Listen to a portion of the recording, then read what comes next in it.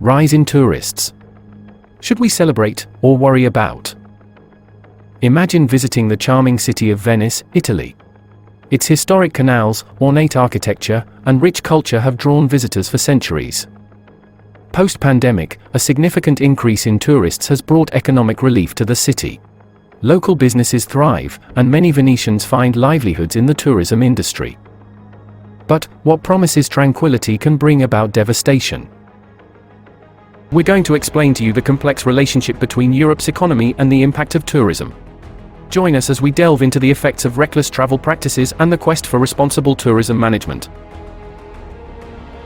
Europe's rich history, diverse cultures, and stunning landscapes have made it an attraction for travelers around the world. And because of this, the tourism industry has long been the driving force behind economic growth and job creation in Europe.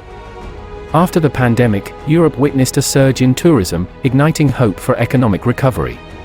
Countries like Greece, Spain, Netherlands, and Croatia reported significant increases in tourist arrivals. But with this influx of visitors comes a challenge: over-tourism. The iconic ancient and architectural wonders such as the Acropolis, the Sagrada Familia in Barcelona, the Alhambra in Granada, the historic canals of Amsterdam, the tulip fields of Keukenhof, and places like Santorini and Mykonos, while awe-inspiring, are increasingly susceptible to deterioration due to the sheer volume of visitors they receive, and have struggled with the harmful consequences of over-tourism. The constant foot traffic along the canals and the influx of boats contribute to erosion and water pollution. Climbing, touching, and deface archaeological marvels for personal gain, causing erosion and damage to delicate structures that have withstood centuries, threatening the very charm that draws visitors.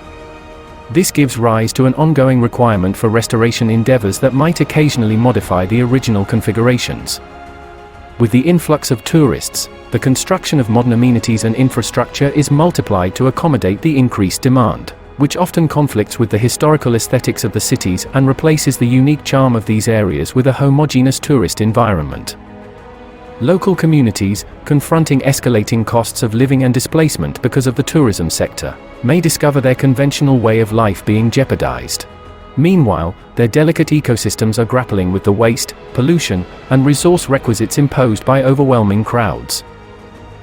And for the very end, I've to say, although tourism often becomes a lifeline for economies, as seen in Italy, yet, a tragedy like the pandemic exposed the vulnerability of economies overly dependent on tourism.